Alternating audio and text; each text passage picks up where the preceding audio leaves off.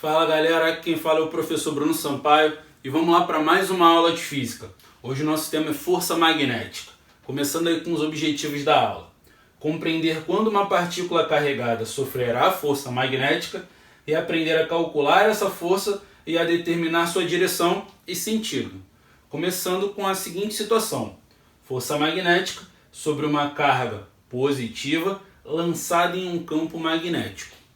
Se eu tiver uma partícula carregada com carga Q e lançar essa partícula dentro de uma região onde há um campo magnético, pode acontecer dessa partícula sofrer uma força magnética. A condição para isso acontecer é que ela tem que ser lançada numa direção diferente de onde atua o campo.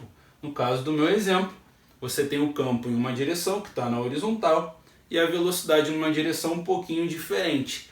Se a gente tem essa condição, campo numa direção e o movimento em outra, essa partícula sofrerá uma força magnética. Mas a direção dessa força está relacionada com o plano em que se encontram as duas grandezas, campo magnético e velocidade, que é o que representa o movimento. No meu exemplo, eu coloquei os dois num plano horizontal. Então o que vai gerar é uma força magnética sempre perpendicular a esse plano onde se encontram o campo magnético e a velocidade. No meu caso, ela vai ser gerada para cima. Já já vamos ver por que é para cima.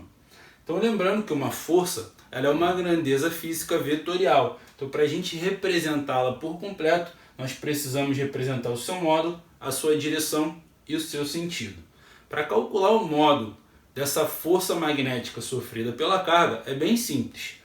Basta a gente pegar a intensidade da carga que ela possui e multiplicar pela velocidade que ela foi lançada, pela intensidade do campo magnético ao qual ela está submetida e pelo seno do ângulo feito entre a velocidade e o campo magnético. Então assim a gente calcula o seu módulo. Então o módulo da força magnética, QVB, vezes o seno de θ. Lembrando que o Q representa a sua carga, o V a sua velocidade e o B a intensidade do seu campo magnético. Agora, com relação à direção e o sentido, a gente pode observar da seguinte maneira. A direção, ela sempre está perpendicular ao plano que a gente tem. Então ela está perpendicular ao campo magnético e tem que estar perpendicular à velocidade. Então a direção, basta a gente observar isso. Qual é o plano em que os dois se encontram, a força vai fazer 90 graus com esse plano. Agora o sentido, porque ela pode apontar, no meu caso, para cima ou poderia apontar para baixo. O sentido a gente observa através da regra da mão direita. Basta a gente posicionar a mão dessa maneira, de forma que a ponta dos meus dedos aqui de cima ele vai representar o sentido do campo magnético. O meu dedão eu vou colocar no sentido onde está a velocidade. E a palma da minha mão vai representar essa força. Então no meu exemplo, eu tenho o campo apontando ali para a direita, a velocidade está aqui para frente e a palma da minha mão está virada para cima. Então a força magnética vai ser para cima. É uma regra muito simples. Lembra, posiciona a mão dessa maneira. Ponta dos dedos representa para onde aponta o campo magnético, dedão, velocidade da carga, e a palma da tua mão vai representar para onde vai apontar essa força. Eu estou considerando uma carga positiva. Se por acaso isso acontecer com uma carga negativa, você vai utilizar a regra da mão direita, mas a força sofrida vai estar no sentido contrário. Então, em vez de estar para cima, estaria para baixo. Sempre que a carga em questão for negativa, você vai fazer exatamente o oposto, né? Com relação ao módulo e a direção se mantém, mas o sentido se inverte. Agora, continuamos falando sobre uma carga positiva, mas em um campo magnético uniforme. E vamos ver outros tipos de situações que podem ocorrer. Então, o campo magnético uniforme a gente pode representar dessa maneira, com linhas de campo paralelas e com a mesma distância uma da outra. Então eu estou colocando meu campo em sentido horizontal, apontando para a direita. Imagina que dentro desse campo tem uma partícula carregada. ela pode sofrer uma força magnética, mas existem condições para isso. Então vamos estudar algumas situações. Primeira situação, imagina que essa partícula estivesse ali em repouso. Se ela está carregada dentro de um campo magnético, não quer dizer que ela vai sofrer força. Uma das condições é que ela tenha movimento, e esse movimento não pode ocorrer na mesma direção do campo. Então, se não tem movimento, não vai ter força. Lembra, a força ela pode ser medida como produto da carga, com a velocidade da partícula, com o campo e com o seno do ângulo feito entre a velocidade e o campo. Como eu tenho uma velocidade zero, esse produto todo vai dar zero. Então, se eu tiver uma carga em repouso dentro de um campo magnético, ela não vai sofrer força magnética. Agora, se eu tiver uma carga em movimento, porém, com um movimento que está na mesma direção e no mesmo sentido desse campo, o que vai acontecer? Agora tem carga, tem velocidade e tem campo. Porém, se você observar, o ângulo formado entre o campo magnético e a velocidade é zero. E o seno de zero é zero também. Então, se você substituir ali na equação seno de zero igual a zero, vai zerar tudo. Então, lembra da condição que eu havia falado. Você tem que ter uma partícula carregada se movendo dentro de um campo magnético, porém em uma direção diferente da que tem o campo. Como eles estão em direções iguais, não vai ter força magnética. Uma situação semelhante é se ele se mover contra o sentido do campo magnético. Nesse caso, o ângulo entre os dois é de 180 graus. Porém, o seno de 180 graus também é zero. Então, se você fizer a mesma substituição, vai obter o mesmo resultado.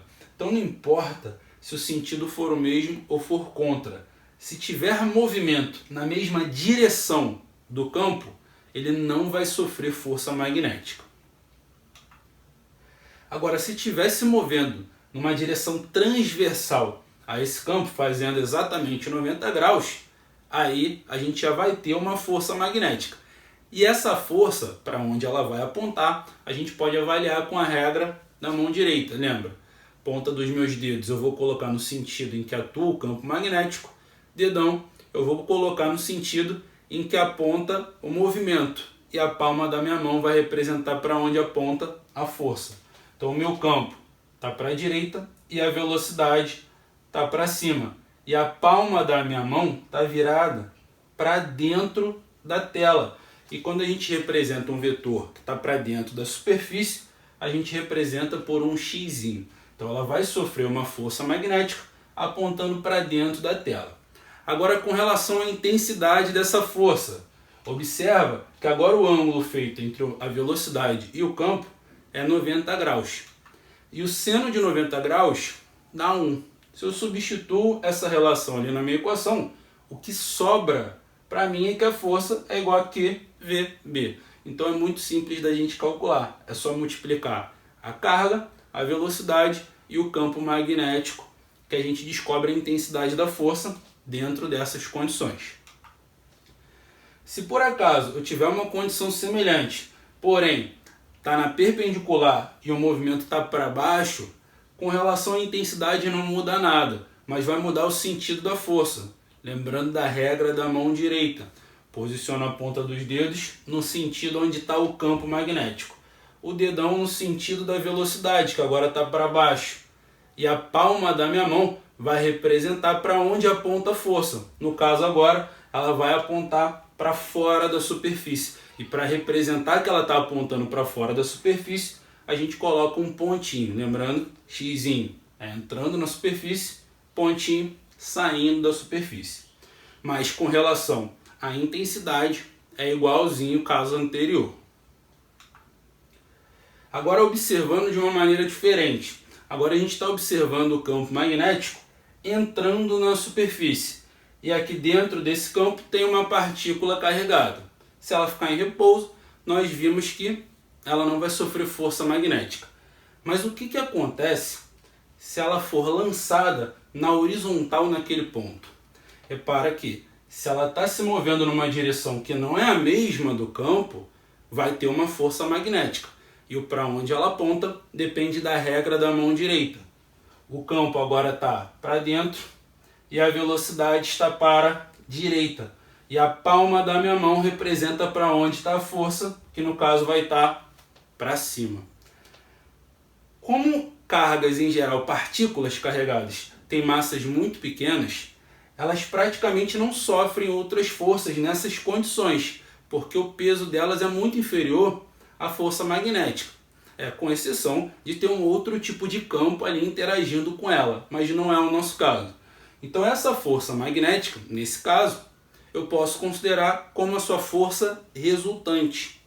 E quando eu tenho uma força resultante perpendicular ao movimento, o que acaba gerando nesse movimento é uma mudança na sua direção.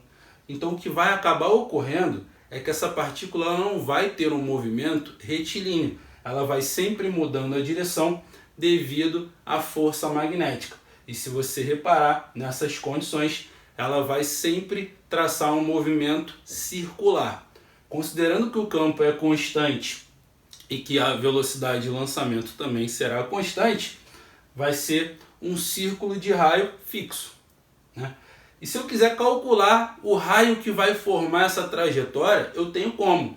É só lembrar que a resultante das forças depende da soma vetorial de todas as forças que ela sofre. Como ela sofre apenas uma, que é a força magnética, essa força é a força resultante. E quando a gente tem uma força resultante tratando sempre, apontando para o centro do círculo que forma o movimento, eu posso chamar essa força resultante de força centrípeta. Então a força magnética nessas condições ela é igual à força centrípeta, onde essas duas forças possuem equações conhecidas. No caso da magnética, QVB, pois se trata de um movimento perpendicular ao campo, e a força centrípeta é mv² sobre R, que representa o raio desse círculo. Então se eu quiser descobrir qual é o valor do raio, eu tenho que simplificar e isolar o R. Começando aí com o que dá para simplificar, que no caso é a velocidade. Ela aparece dos dois lados da igualdade. Desse lado ela aparece multiplicando e do outro lado ela também aparece multiplicando, porém ao quadrado. Então eu posso simplificar uma velocidade de cada lado. A daqui vai ficar 1 e a daqui ainda sobra 1v. Então ficou 1v desse lado e do outro lado não sobrou mais nada, só ficou a carga e o campo. Se eu quiser descobrir o R, basta pegá-lo, que está ali dividindo, e passar para o outro lado multiplicando. E o Q e o B, que estão multiplicando, eu vou tirar e passar para o outro lado dividindo. Então basicamente eu vou trocá-los de lugar, de maneira que o raio eu posso calcular como massa da partícula vezes a sua velocidade, dividido pela carga da partícula vezes o campo magnético ao qual ele está submetido.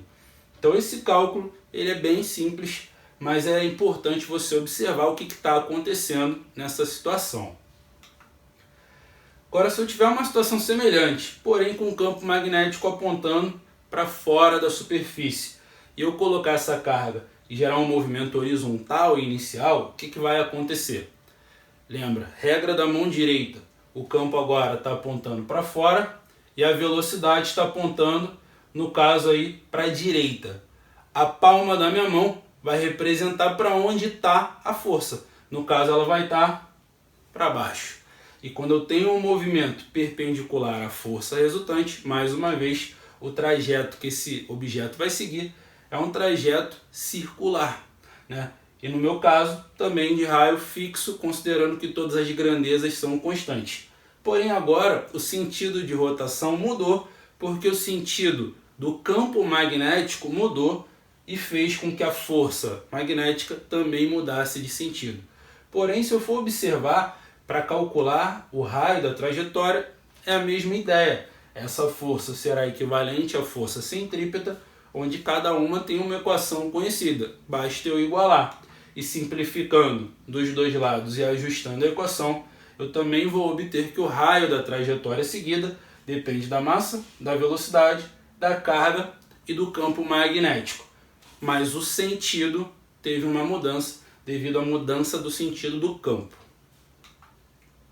Unidades de medida. Vou ter aqui as grandezas e vamos trabalhar com as medidas no sistema internacional. Carga, velocidade, campo magnético e força.